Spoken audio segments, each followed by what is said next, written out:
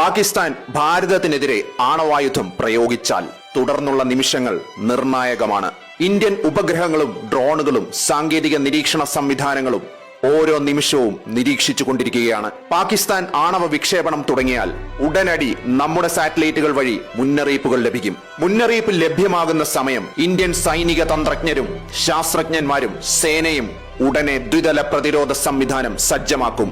ഇതാണ് ഭാരതത്തിന്റെ പ്രതിരോധം കാക്കുന്ന സംരക്ഷണ കവചം, ബാലിസ്റ്റിക് മിസൈൽ ഡിഫൻസ് സിസ്റ്റം. ആണവാക്രമണത്തിനെതിരെ നമ്മുടെ ആദ്യ പ്രതിരോധം തീർക്കുക പൃഥ്വി എയർ ഡിഫൻസ് ആണ്. ആണവ പോർമുന വഹിക്കാൻ ശേഷിയുള്ള പൃഥ്വി അതിനെ തകർക്കാനും ശക്തിയുള്ളതാണ്.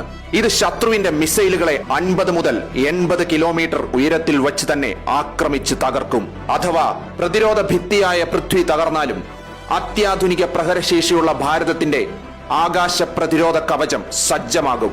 ഇത് 15 മുതൽ 30 കിലോമീറ്റർ ഉയരത്തിൽ വരെ ചെന്ന് ശത്രുവിന്റെ ലക്ഷ്യങ്ങളെ ആക്രമിക്കും.